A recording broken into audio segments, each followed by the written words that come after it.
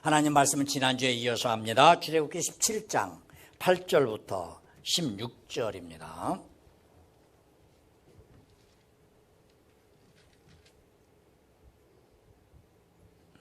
(8절부터) 16절. 그때 아말렉이 와서 이스라엘과 르비딤에서 싸우니라.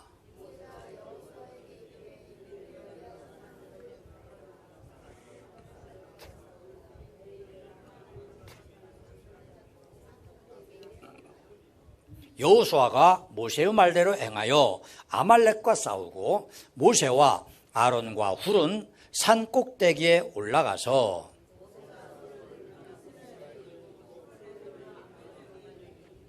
모세의 팔이 피곤함에 그들이 돌을 가져다가 모세의 아래 놓아 그가 그 위에 앉게 하고 아론과 훌이 한 사람은 이쪽에서 한 사람은 저쪽에서 모세의 손을 붙들어 올렸더니 그 손이 해가 지도록 내려오지 아니한지라.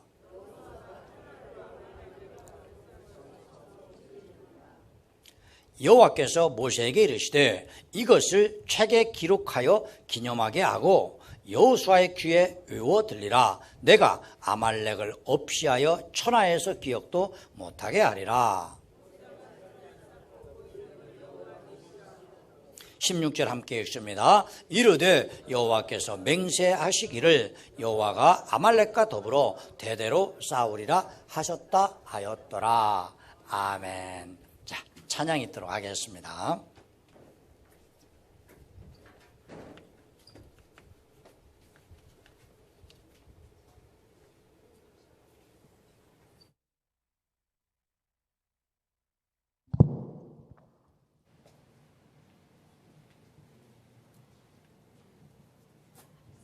센터도 눌러줘.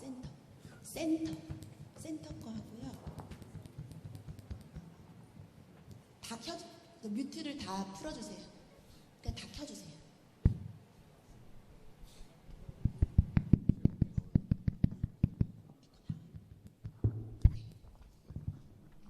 인사드리겠습니다. 안녕하세요. 저희는 하나님의 자녀 배나영, 신민하, 신대한, 신정아, 신성환입니다. 반갑습니다.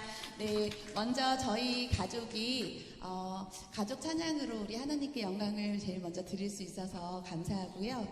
네, 가족 찬양이 아니더라도 네, 우리 뭐 그룹끼리 또 친한 분들끼리 또 함께 또 아름다운 소리를 들려주실 분들끼리 함께 찬양이 특송으로 끝나는 것이 아니고 우리 릴레이로 함께 하여서 우리 세운교회의 찬양이 끊이지 않았으면 하는 그런 소망이 있습니다. 네, 저희가 준비한 곡은 행복이라는 곡인데요. 하나님의 자녀로서 그저 살아가는 것, 그것만이 우리의 행복이라는 그런 메시지를 전하는 찬양이거든요. 네, 함께 들어주시면 감사하겠습니다.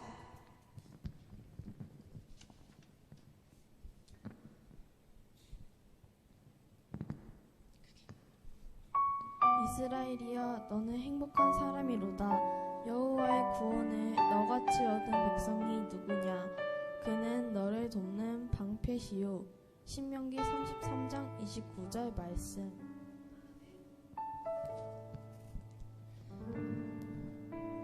화려하지 않아도 정결하게 사는 삶, 가진 것이 적어도 감사하며 사는 삶, 내게 주신 작은 일 나눠주며 사는 삶, 이것이 나의 삶의 행복이라오.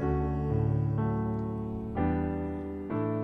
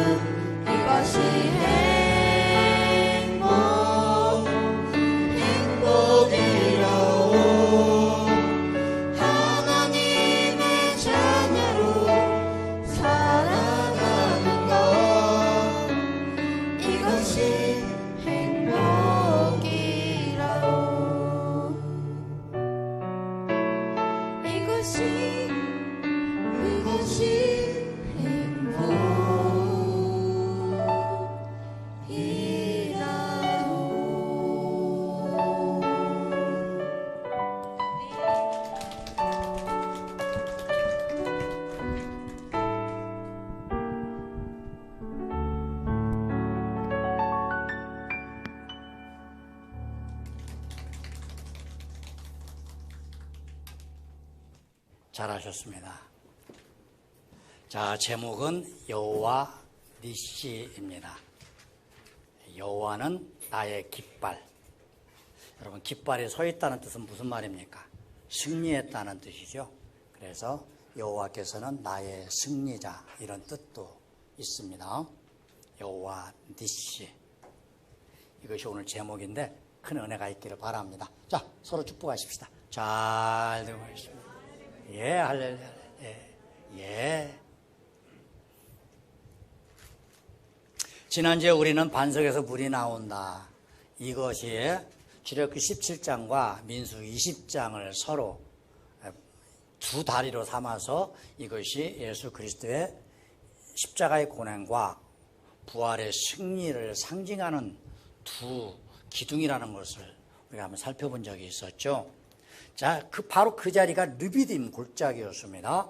거기에서 있었던 또 하나의 사건, 그것은 이스라엘과 아말렉과의 전쟁이었습니다. 지금 이스라엘 자손들은 위기를 만났습니다. 그리고 그 위기 앞에 그들은 무척 분노를 했고 또 한편으로는 두려움에 휩싸였습니다. 그 위기의 원인은 무엇이었냐면 아말렉이 침략을 했기 때문에, 습격을 했기 때문에.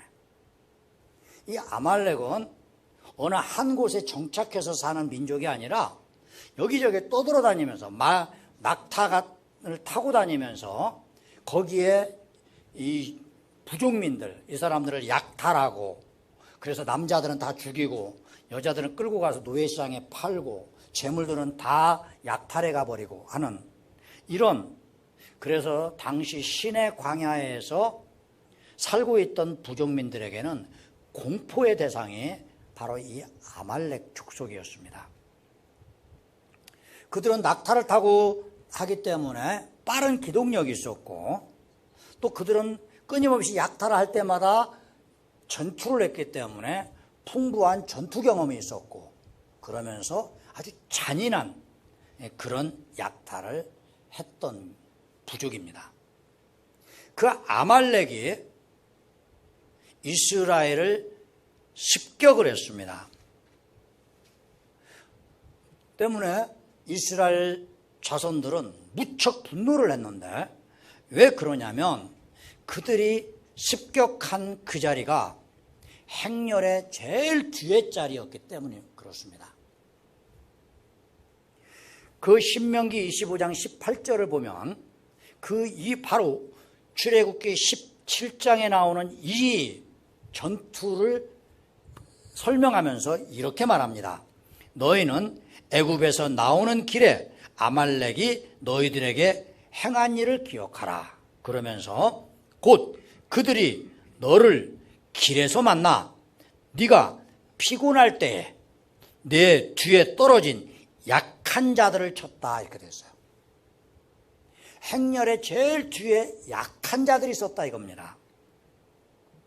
그 약한 자들이라면 누구를 말하겠습니까? 환자들, 장애를 갖고 있는 사람들, 이런 사람도 있지만 누가 있어요? 그 안에는 자기의 연로하신 부모님이 계시고 자기의 어린 자녀들이 있고, 또 아무래도 여자들이 이런 전쟁에서는 약할 수밖에요. 또 행렬 먼 거리를 걸을 때 또 힘들 수밖에 없죠. 그러다 보니까 자기의 부인들, 딸들, 이런 사람들이 뒤에 쳐져 있었단 말입니다. 이런 사람들은 저항력이 없죠. 아무래도 전쟁에서. 때문에 이스라엘 자손들의 영린을 건드는 거예요. 물론 상상의 동물이지만 용에는 이 목 밑에 그 거꾸로 된 비늘이 하나 있다고 하잖아요. 거꾸로 된 비늘, 그래서 영린이라고 그러죠. 그리고 이 영린을 건들면 화를 내가지고 막 비바람도 몰아오고 막 그런다고 하잖아요. 그래서 왕이 분노하는 것을 영린이라고 표현하기도 하죠. 그런데 이 영린을, 이스라엘의 영린을 아말렉이 건드렸어요. 때문에 반드시 반격을 해야 합니다. 그런데 객관적인 전력상 이스라엘은 두려움에 떨 수밖에 없었습니다. 우리 그런 말 있잖아요. 적을 알고 나를 알면 100번 싸워도 지지 않는다. 지피지기면 100점 불태다 뭐 이런 말이 있는데, 근데 여기에서 한 가지 조심해야 할 게, 적이 나보다, 적을 알고 봤더니 나보다 강하다. 그럼 어떻게 해야 됩니까? 그래도 우리는 지지 않는다고 싸우는 겁니까? 아니면 적이 나보다 강하기 때문에 화친을 해야 합니까? 그게 예수님의 가르침이죠. 누가복음 14장 31절에 32절에 보면 이 전쟁을 연상하는 내용을 가지고 이렇게 설명합니다. 또 어떤 임금이 다른 임금과 싸우러 갈 때 먼저 앉아서 우리가 1만 명, 저쪽이 알아봤더니 2만 명이더라. 그때 어떻게 할 거냐? 대적을 할지 말지 헤아리지 않겠느냐? 그러면서 만일 우리가 이길 것 같지 못하면 조금 억울하고 조금 손해를 보더라도 화친을 청해라. 원래 이 말씀은 제자가 되기 위해서 찾아왔던 사람들에게 하신 말씀이지만 어떤 전쟁터에서도 할 수 있는 원리가 되는 건 맞죠. 이처럼 적이 나보다 강하면 전쟁을 하는 대신에 화친을 선택하는 것이 지혜로운 겁니다. 그런데 문제는 어쩔 수 없이 전쟁에 휩쓸릴 수밖에 없다. 그때는 어떻게 해야 됩니까? 예를 들어서 우크라이나가 러시아를 침공할 리는 없겠죠. 가능하면 화친을 하고 싶은데 쳐들어왔단 말이에요. 어떻습니까? 우크라이나는 꼼짝없이 전쟁에 휩쓸릴 수밖에 없었어요. 왜구가 어느 날 수만 명의 그 왜군들 거느리고서 부산 앞바다에 들어오기 시작했습니다. 그러면서 시작된 임진왜란 어때요? 우리가 싸우고 싶어서 한 게 아닙니다. 휩쓸렸던 거죠. 김일성 집단이 소련의 사주를 받아가지고 어느 날 갑자기 쳐들어왔습니다. 우리가 공격한 게 아니에요. 그런데 어떻게 해요? 쳐들어오니까 어쩔 수 없이 싸울 수밖에 해요. 이런 것 보고는 전쟁에 휩쓸렸다 하는 거죠. 이스라엘은 지금 전쟁에 휩쓸려 버린 겁니다.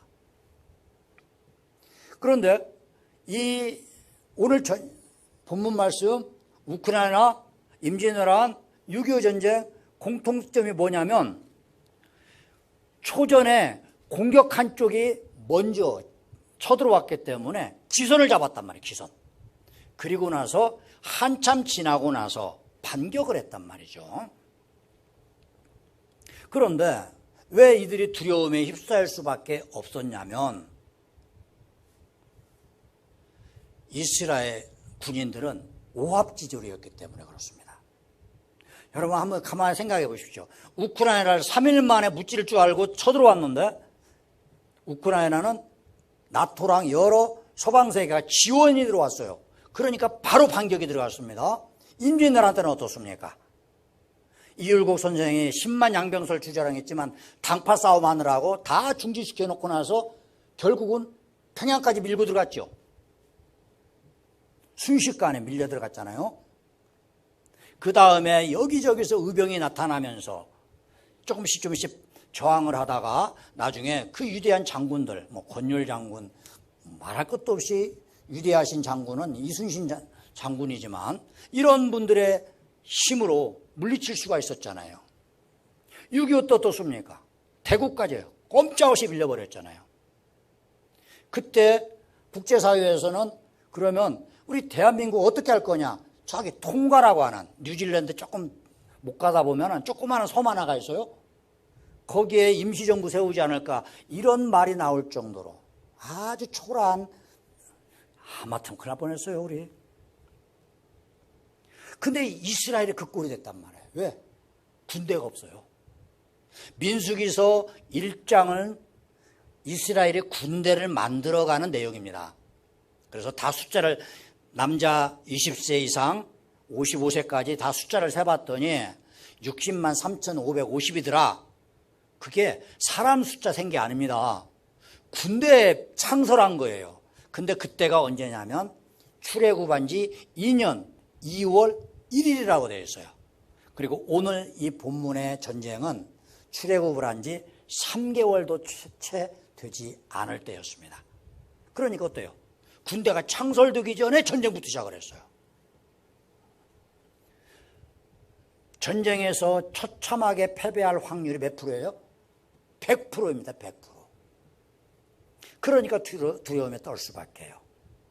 자, 이런 상황에서, 이런 절망적인 상황에서, 이 불리한 상황에서 이스라엘 200만을 이끌고 갔던 모세는 어떤 선택을 했는가? 첫 번째로는 당장 급하니까 자기의 수종자, 자기의 비서죠, 여호수아를 임시사령관으로 세워가지고 아말렉과 싸우게 한 것입니다. 반면에 자신은 어떻게 했느냐? 그 산에 올라가서 산 꼭대기에 섰어요. 도대체 어딘지는 잘 모르지만 저희들이 그 시내산을 여행을 하다가 혹시라도 여기 아닐까 싶은 곳이 몇 군데가 있었습니다. 왜냐하면 저쪽 광야가 보여야만 하는 그런 지점. 그런데 올라가 가지고 거기는 나무도 없고 풀도 없어요. 비가 안 오니까. 또 그런 데는 이 바람에 의한 풍야 작용밖에 없어 가지고 삐쭉삐쭉 합니다.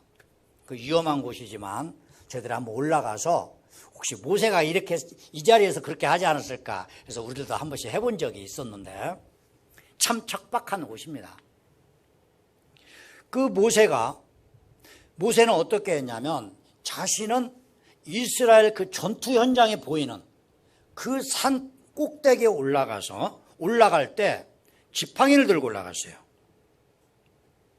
그리고 두 손을 하늘을 향해서 들었습니다.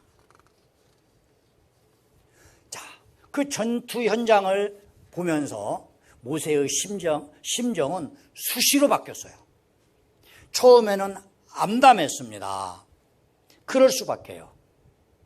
이스라엘 자손 중에서 전투 경험 아니면 군대 전략 이런 걸 아는 사람은 자기 하나밖에 없어요.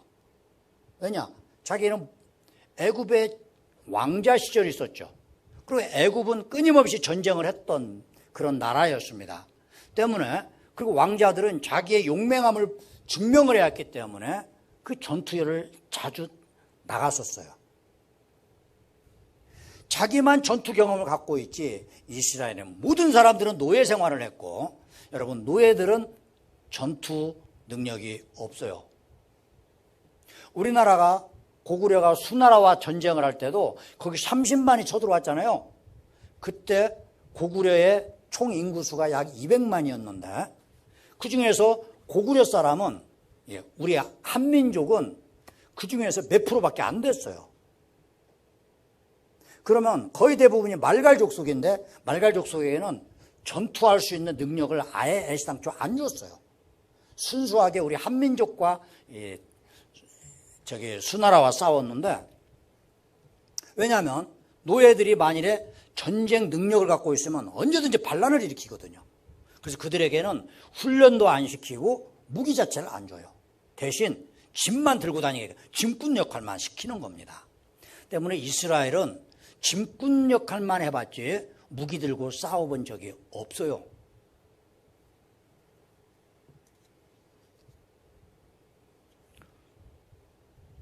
모든 면에서 불리해요.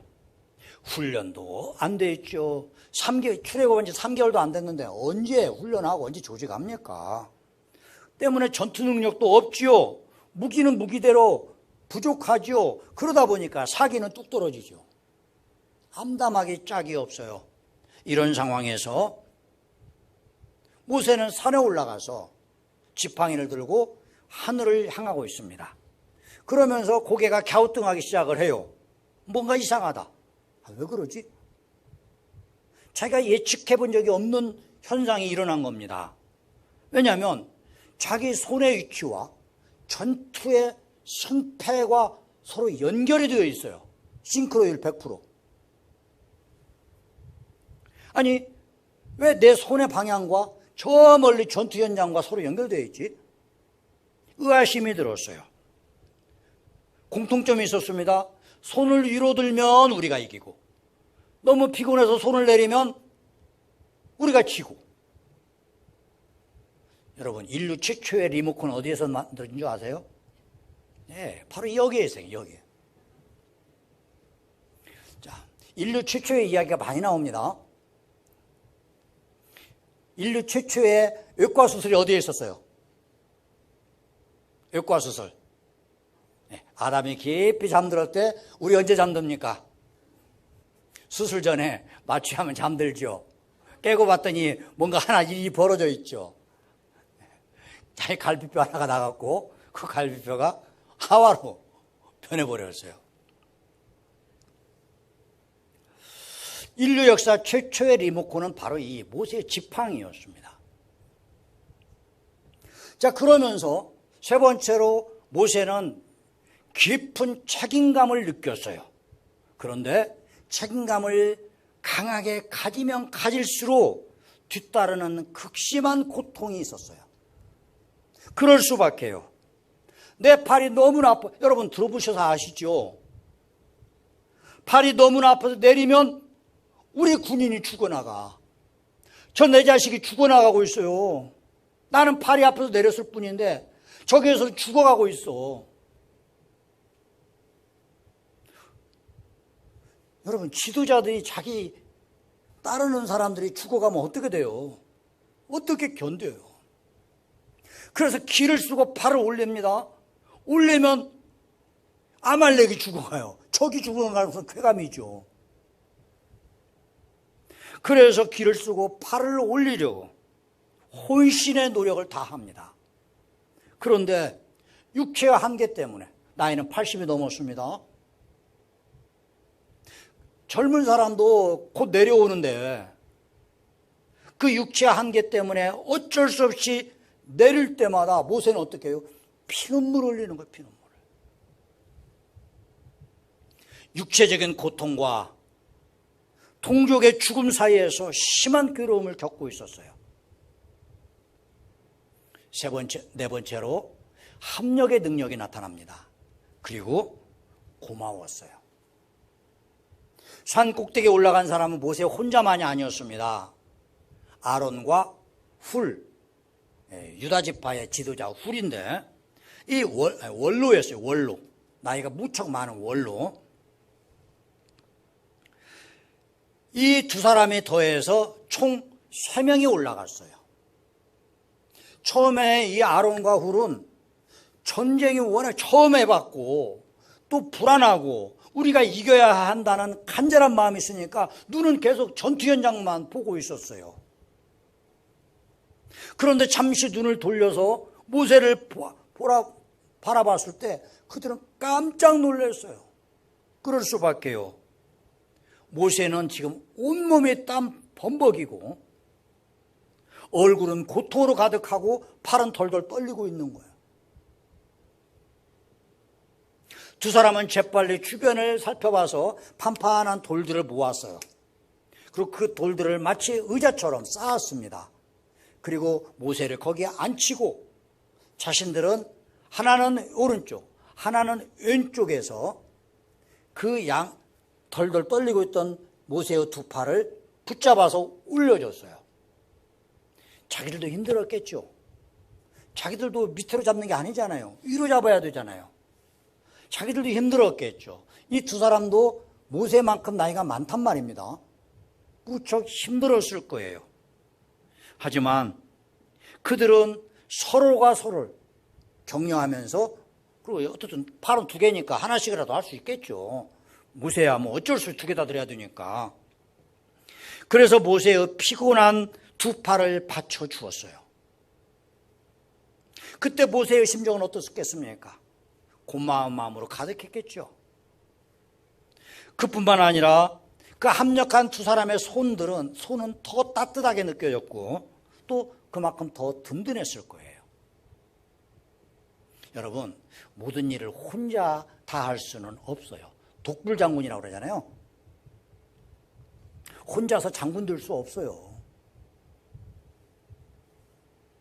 반드시 조력자가 필요한 법입니다. 우리가 무슨 일을 할 때 조력자가 필요해요. 그러기 위해서는 내가 조력자가 될 때도 있고 그가 나의 조력자가 될 때도 있어요. 그때 우리가 마음이 넓어야 돼요. 좁으면 자꾸 이 사람은 이래서 싫고 저 사람은 저래서 싫어. 마음이 넓은 사람은 이게 좋고 이게 좋아서 받아들여요. 전도서 4장 9절에서 12절에서 보면 이 합력하는 유대성을 이렇게 설명합니다. 두 사람이 한 사람보다 나음은 그들이 수고함으로 좋은 상을 얻을 것임이라.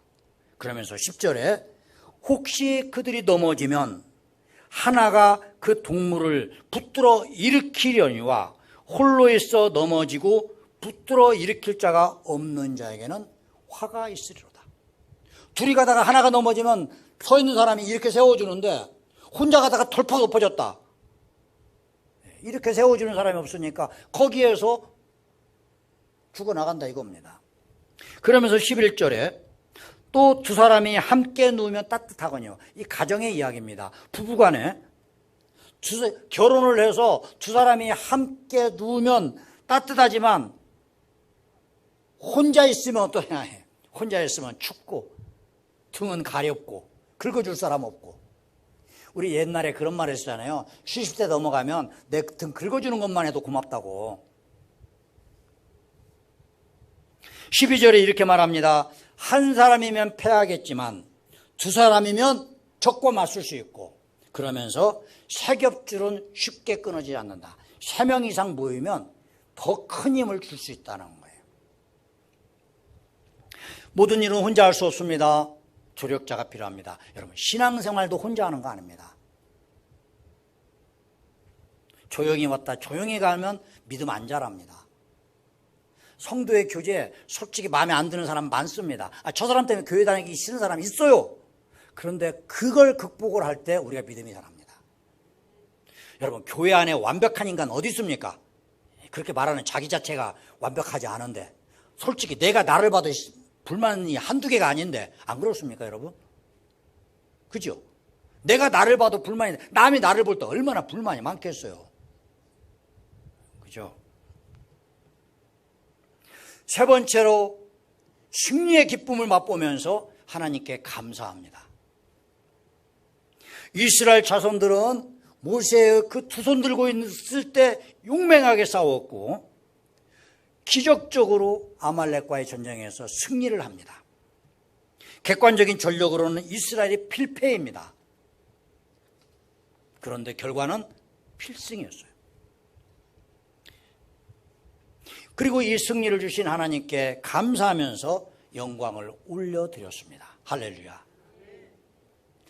어떤 분들은 이때 그 모세가 두 손 들고 있는 거, 이걸 모세의 기도라고 설명하시는 분이 있어요. 이거 기도하는 것이고 내려서 기도 안 했기 때문에 졌다, 이렇게. 그렇기 때문에 우리도 두 손 들고 기도해야 된다, 이렇게 설교하시는 분이 있어요. 그러면 또 많은 분들이 막 눈물을 흘리면서 아멘도 해요. 참 은혜롭죠.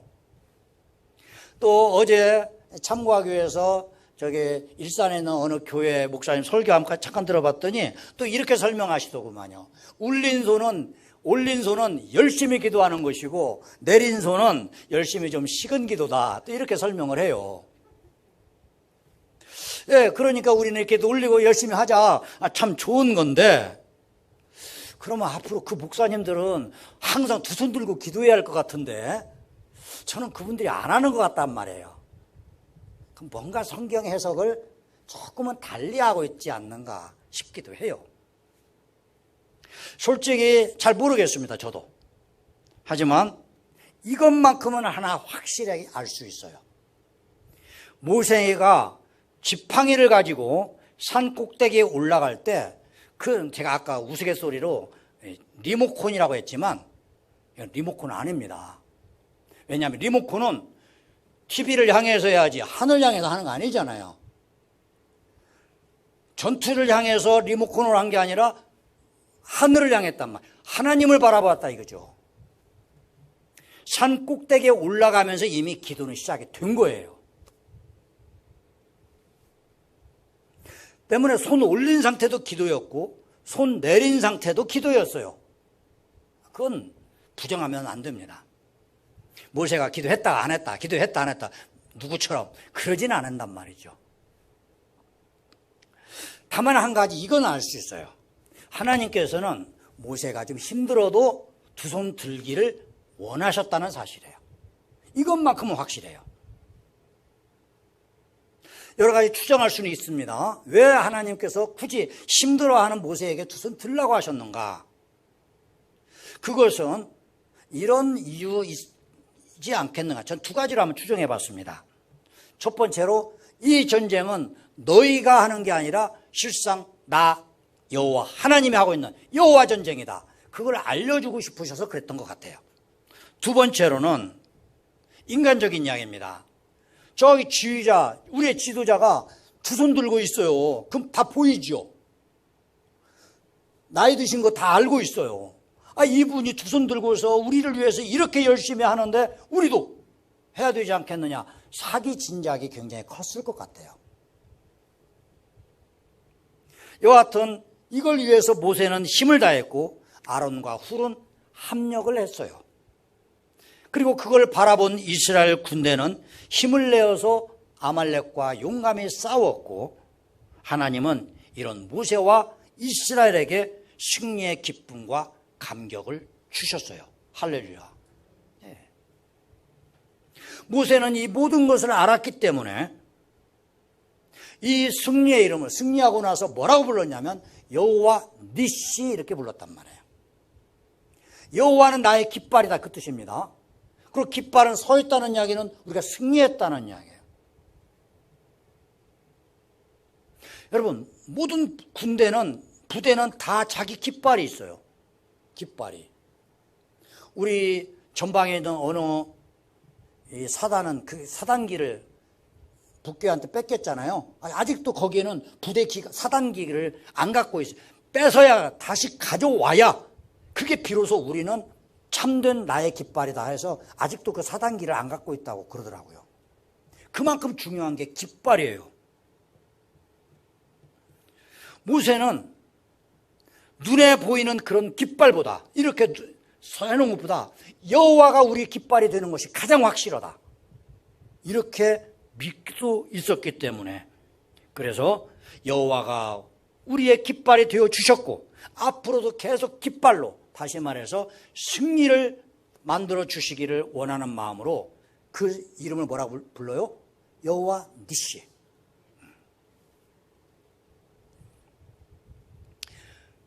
로마 300년 동안 우리 기독교는 무참할 정도로 박해를 받았어요.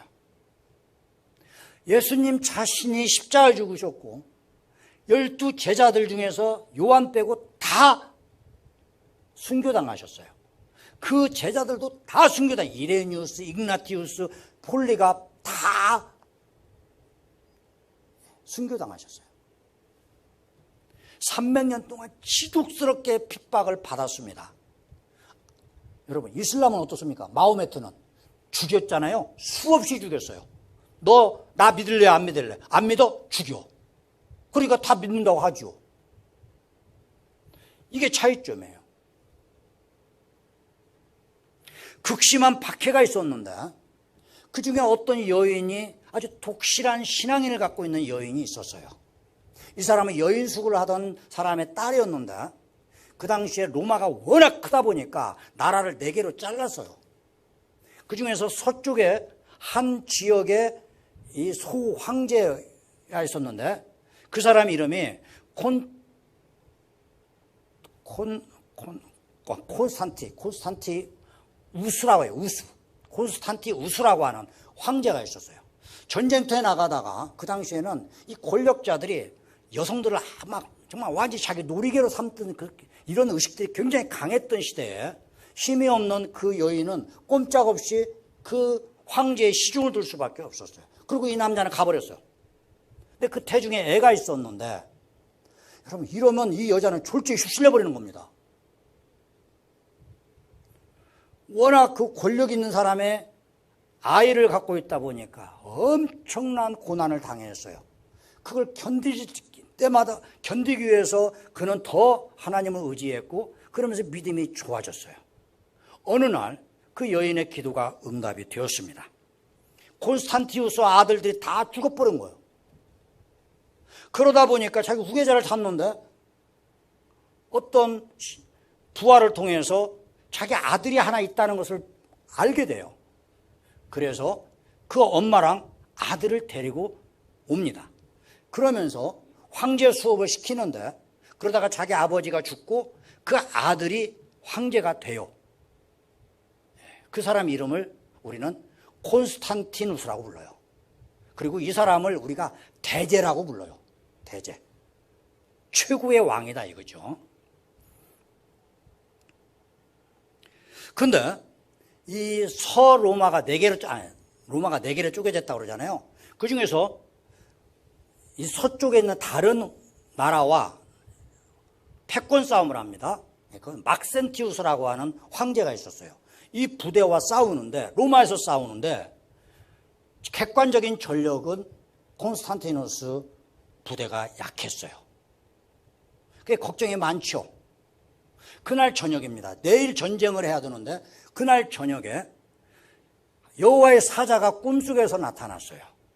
그러면서 어떤 빛이 하나 비치는데 그 빛 속에 십자가 형상이 보였어요. 그러면서 이 형상을 너의 방패에다가 그려라. 그리고 싸워라. 그래서 그날 그들은 모두 방패에다가 그 십자가 형상을 그렸어요. 그리고 그 패권 싸움, 밀비우스라고 하는 다리인데 그 다리를 놓고 서로 싸웠어요. 극적으로 콘스탄티누스 군대가 이겨요. 그리고 막센티우스는 거기에서 죽임을 당합니다. 그러면서 서쪽에 있는 로마를 통일을 해요.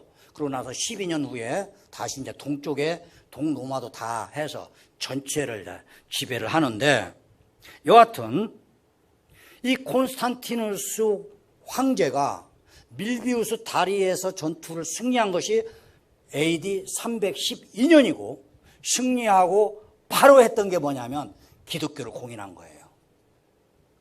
왜요? 자기 어머니의 그 고난 속에서 자기를 키우면서 얼마나 힘들어했고 그때마다 하나님을 의지했던 걸 봤거든요. 그리고 마지막에 전투에서도 그 십자가 형상을 평소에 어머니를 통해서 많이 봤단 말입니다. 그래서 승리하자마자 제일 먼저 한 것이 우리 서로마에서는 더 이상 기독교 박해가 없다. 300년 동안 이어졌던 그 지긋지긋한 그리고 잔인했던 박해가 끝났어요. 모세의 여호와니시가 1750년 후에 콘스탄티누스의 그 밀비우스 다리에서 그 방패에 새겨진 십자가를 통해서 나타났던 거예요. 왜 이렇게 귀여워? 마틴 루터까지 이야기하려고 했는데 빼야 할 것 같네요.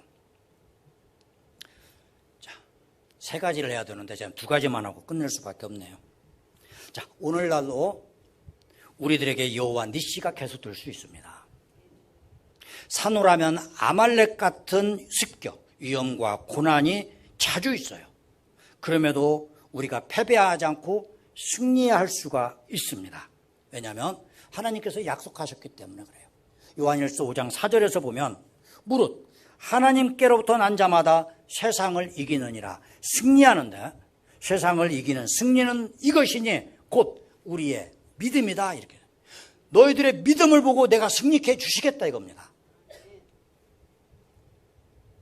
하나님을 온전히 신뢰하는 성도들은 때문에 어떤 어려움이 있어도 절망하지 않아요. 소망을 가지고 끝까지 하나님을 신뢰하고 의지합니다.